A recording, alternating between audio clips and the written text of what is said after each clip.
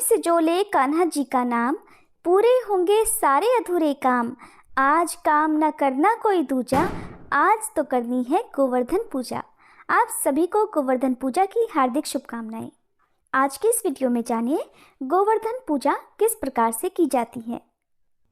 दिवाली के दूसरे दिन और कार्तिक मास के शुक्ल पक्ष की प्रतिपदा तिथि को गोवर्धन पूजा की जाती है। इस दिन गोवर्धन पर्वत और भगवान कृष्ण के साथ साथ गायों की भी पूजा की जाती है, क्योंकि भगवान कृष्ण को गायों से बहुत ज़्यादा प्रेम था।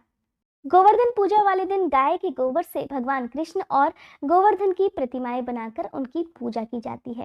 साथ ही उन्हें अन्नकूट, कढ़ी चावल आदि का भोग लगाया जाता है और इस पर्व को इसी कारण अन्नकूट भी कहा जाता है। गोवर्धन पूजा के दिन गाय के गोबर से गोवर्धन पर्वत बनाकर उसे फूलों से सजाया जाता है। आप इसे अपने घर के आंगन में भी बना सकते हैं या घर के मुख्य द्वार पर भी बना सकते हैं। गोवर्धन पूजा वैसे सुबह और शाम दो समय की जाती है, तो पूजा के समय गोवर्धन पर्वत पर धूप, दीप, नैवेद्य, जल, पुष्प आदि चढ़ाए जाते हैं। और इस दिन जो किसान लोग हैं या जिनके घर में भी गाय, बैल या खेती के काम में आने वाले पशु हैं, उनकी भी पूजा की जाती है। गोवर्धन जी गोबर से लेटे हुए पुरुष के रूप में बनाए जाते हैं और उनकी नाभि के स्थान पर मिट्टी का एक दीपक रख दिया जाता है और इस दीपक में दूध, दही, गंगाजल, शहद, बताशे आदि पूजा करते समय डाल दिए जाते हैं और बाद में फिर इसे प्रसाद स्वरूप घर के सभी सदस्यों में बांट दिया जाता है। बहुत से लोग गोवर्धन पर्वत की जो भी आकृति है, जिसे भगवान कृष्ण और गोप ग्वालों के साथ ही गायों के साथ बनाया जाता है, एक दिन पहले भी बनाकर रख लेते हैं। अगर आपके पास ऐसा करना संभव नहीं हो तो आप अगले दिन सुबह सवेरे उठकर भी आकृति बना सकते हैं। इसके लिए गोवर्धन पूजा के दिन आपको सुबह सवेरे उठकर शरीर पर तेल की मालिश करने के बाद स्नान करना चाहिए, साफ स्वच्छ वस्त्र धारण करने चाहिए और जो भी जरूरी पूजा की सामग्री है जैसे कि गोबर, फूल, पत्ती, टहनियाँ वगैरह, आप इन्हें पहले से ही एकत्रित करके रख लीजिए और फिर अपने घर के मुख्य आंगन में या मुख्य द्वार पर आपको ये आकृति बनानी चाहिए। पूजा के लिए गाय का गोबर सबसे शुद्ध माना जाता है, तो गाय के गोबर से गोवर्धन पर्वत पूरी श्रद्धा और भक्ति भाव से तैयार करना चाहिए। गोवर्धन पर्वत और बाकी आकृतियां बनाते समय आप चाहें तो भगवान कृष्ण के मंत्रों का जाप कर सकते हैं या भजन कीर्तन मन ही मन कर सकते हैं। इसके बाद आप लेटे हुए पुरुष की आकृति में गोवर्धन पर्वत को बनाएं। अगर आपसे ठीक तरीके से नहीं भी बन पाता है तो आपको जैसे भी आता है आप उसी आकृति से गोबर से बना सकते हैं। बस आपको एक प्रतीक के रूप में गोवर्धन पर्वत बनाना होता है। साथ ही आप पास में ही भगवान कृष्ण, गोप ग्वाल जो भी जिस तरीके से बना सके ऐसे आप बना लीजिए। फिर आप चारों तरफ जिस तरह से पर्वत पर फूल, पत्ती, टहनियाँ होती हैं तो उसी तरह से आप इसे सजा लीजिए। सजाने के बाद आपको क्या करना है कि जब ये आकृति तैयार हो जाए तो सबसे बीच में आपको भगवान कृष्ण की मूर्ति रखनी है। चाहे आपके पास लड्डू गोपाल हो या कान्हा जी की जो भी मूर्ति है या तस्वीर है, आप उसे रख दीजिए।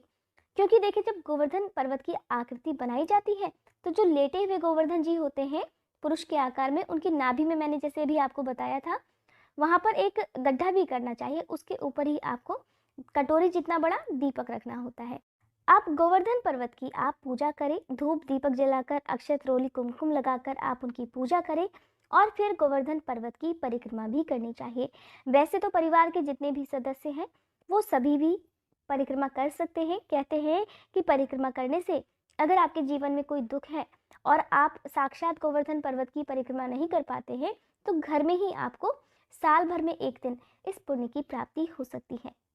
देखिए, कोई भी पूजा हो या कोई भी व्रत हो, बिना मंत्रों के जाप के या बिना आरती और कथा के अधूरी मानी जाती है। तो गोवर्धन पूजा जब आप करेंगे तो इस विशेष मंत्र का जाप करें और फिर अगर आपको गोवर्धन पूजा की आरती नहीं आती है तो भगवान कृष्ण की आरती आप कर सकते हैं।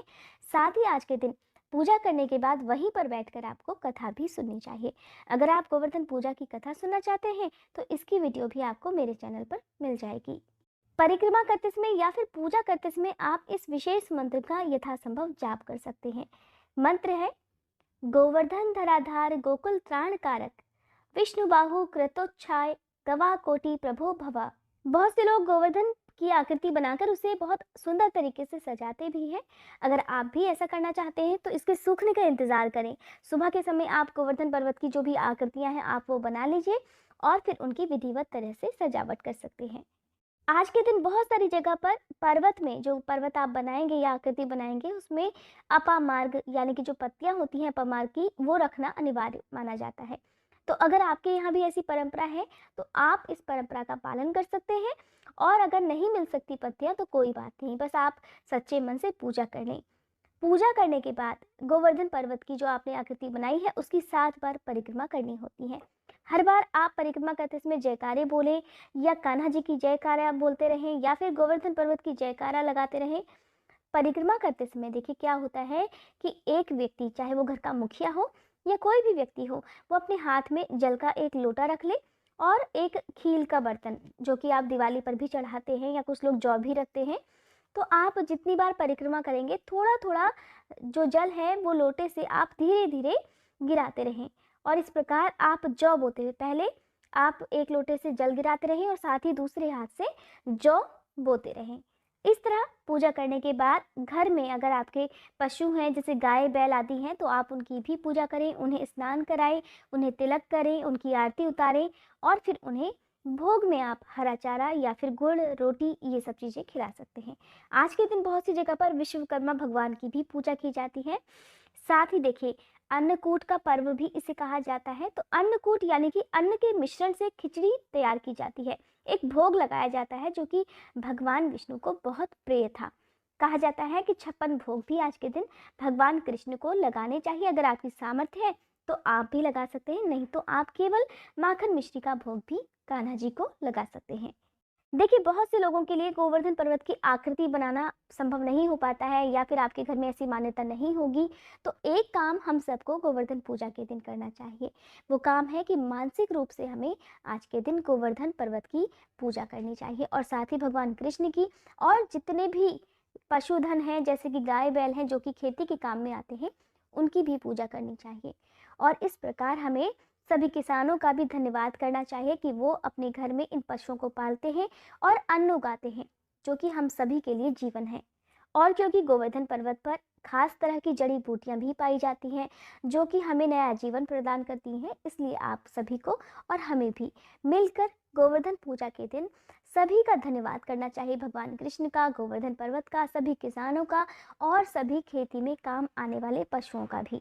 अगर गोवर्धन पूजा के दिन आप भी भगवान कृष्ण का और सभी गोपवासियों के साथ साथ गाय बछड़े बैलों का और गोवर्धन पर्वत का आभार व्यक्त करना चाहते हैं, और किसी वजह से आप घर पर गोवर्धन की पूजा नहीं कर पाते हैं, तो आप एक काम कर सकते हैं कि आसपास किसी गौशाला में या आसपास कोई भी गांव हो तो वहां जाकर आप गायों को या बैलों को हरा चारा खिला सकते हैं, या फिर आप जो भी किसान हैं उनकी सेवा कर सकते हैं।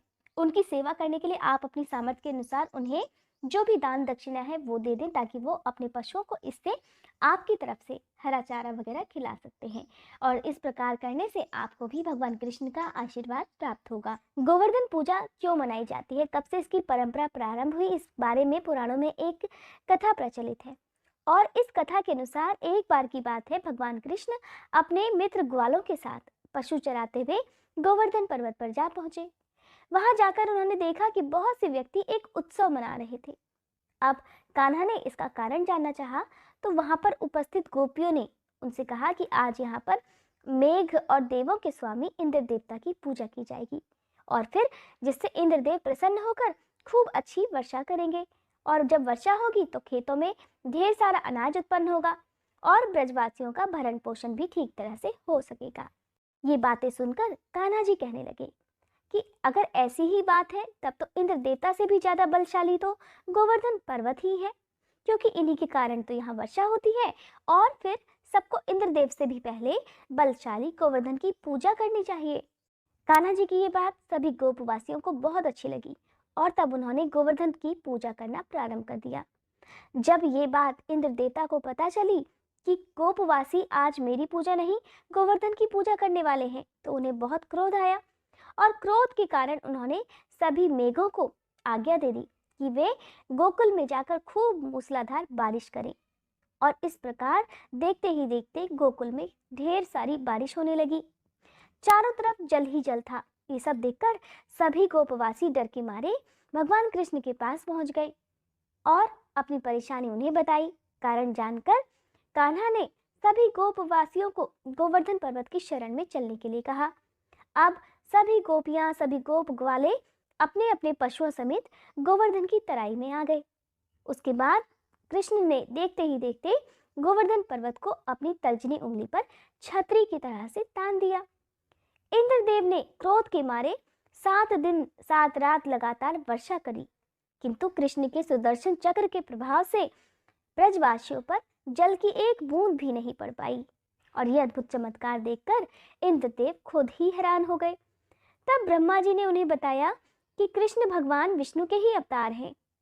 और जब सच उन्हें पता चला, तब इंद्रदेव भगवान कृष्ण से खुद क्षमा याचना करने लगे।